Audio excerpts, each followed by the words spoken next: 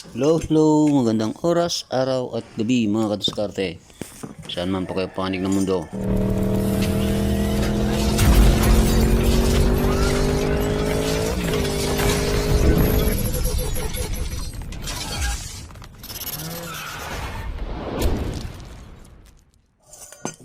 Meron po tayo rito yung full start ng chainsaw. Yan. Naputol yung spring nito tapos kinalas nung may-ari. Hindi na kayang ibalik. Kakaiba to kasi dalawa yung niya, coil spring niya. Ayan Merong isa rito sa loob. Yan. Pero mas makapal to kaysa dito sa isa. Mas malapad siya. Yan. Ibabalik natin to. Pero bago tayo magsimula, please naman sa mga baguhan pa lang sa aking channel, please naman subscribe po yung aking channel at paki-push na rin yung notification bell para updated kayo sa mga susunod nating mga video. Pansinin nyo tong awang na to. Yan, dito tayo magsisimula pag naglagay tayo ng spring.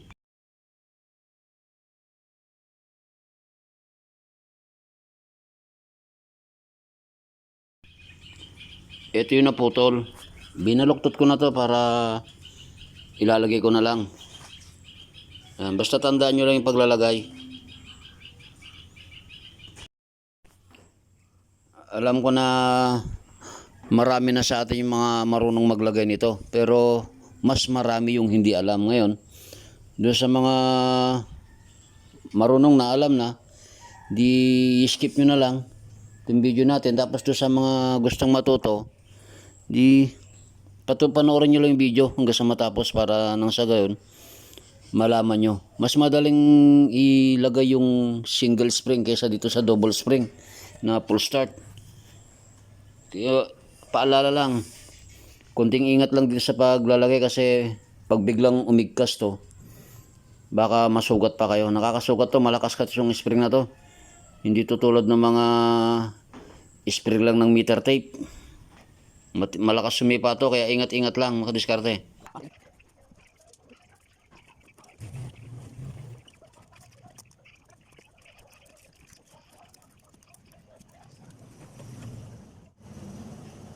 So yan, kadiskarte, na ilagay na natin. Yan. Basta tandaan nyo lang itong pinaka-hook niyan, yan. Kung paanong position niyan kasi pagka nagkabaligtad yan, sa malamang sa hindi nyo mapapagana yung niya. Yung full start niya. Kasi baligtad nga yung kawit niya, yung pinaka-hook niya. Pansinin nyo itong nasa loob nito, ito, yan yung giwang na yan. Yan yung pagsasabitan natin ng hook yan, itong spring na to. Yung binaluktot natin yan, doon niya sasabit yan. Kaya tignan nyo kung tama yung ikot niya o baligtad para hindi na kayo magtastas ulit. Mahirap magbalik niyan. Yan, ganyan. Inuulit ko mga kadiskarte, ingat-ingat lang sa pag-ano ng spring kasi malakas umigkas to. Baka biglang umigkas madisgrasya pa kayo. Kaya ingat-ingat lang.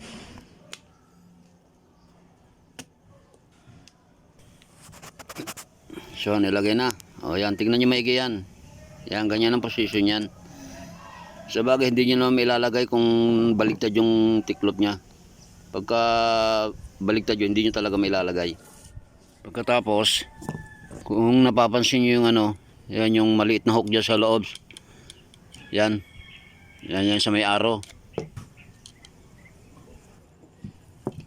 Yan naman yung isasabit natin dito. Dito sa may uka na to, kung napansin nyo yan, dalawang uka na yan. Kahit saan dyan dalawang yan, pwede. Basta sumabit siya. So, sasalpak na natin para makita natin kung tama yung mga pagkakalagay ng mga spring. Tingnan natin kung gagana.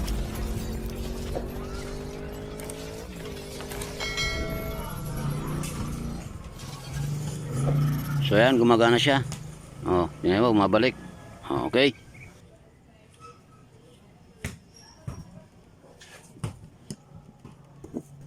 Ito yung takip nya. Ito yung kakawit natin doon sa spring na pangalawa. Tapos tong kabila, ito naman yung mag-i-start doon sa crankshaft ng chainsaw. Yan. See, tingnan mo, Ige. Yun. Yung pinakita kong giwang kanina, yan. Kailangan naman nating maisabit dito. Yan, yan. Itong hook na yan. Para gumana siya.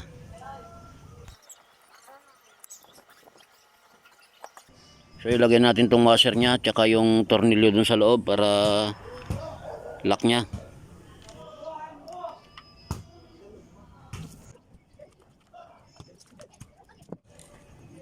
Ito, tignan nyo to. Kailangan pag hinila nyo, ang ikot nito paabante, pag ganyan. Yan, pag ganyan. Tapos ito naman tali na to, yung tali nya, ang paglalagay ganito lang. Ikutin nyo to. Yan. Paikutin nyo hanggang sa sumagad yung mga spring nya. Yan. Pagka sagad na, pigilan nyo na yan, yun na lang tali ang ikutin nyo. Yan. Pigilan yung crank nya para hindi siya bumalik. Kasi pag bumalik yan, useless, wala rin kwenta, hindi rin niya mahila yung tali niya. Basta ikutin nyo lang na ikutin hanggang sa sumagad siya para siguradong babalik. Pag hinila nyo, hihilaan niya rin pabalik. Isagad nyo lang. So yan, okay na. Oh.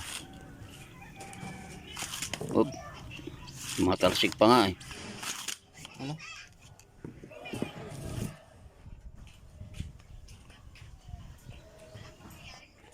Tignan nyo maigi yung ikot nito mga kadiskarte. Dapat ang ikot nito pag ganito, counterclockwise. Tignan nyo maigi. O yan, ganyan. O. Inuulit ko lang po mga kadiskarte. Magkaiba yung paglalagay ng single spring na full start tsaka sa double spring na full start. So yan. Kung gusto nyo matutunan, panoorin nyo lang yung video ko. Kung may ganitong kaso kayo na ma-encounter sa mga gamit nyo o mayroong taong magpapagawa sa ng ganito, ano nyo na lang, panoorin nyo lang yung video ko para matutunan nyo rin. So yan, okay na mga diskarte. Okay na to, pwede na. Kung nagustuhan yung video natin ngayon, please naman paki-subscribe yung aking channel at paki-post na rin yung bell notification para ma-update ko po kayo sa mga susunod pa natin mga videos. At kung may mga katanungan naman po kayo, paki-comment na lang po sa baba at sasagutin natin yan isa-isa. At kung may content naman kayo na gusto nyo gawa natin ng video, edi comment nyo na rin sa baba at susubukan po natin gawa ng video yan. So hanggang dito na lang. Maraming salamat. Bye bye. God bless.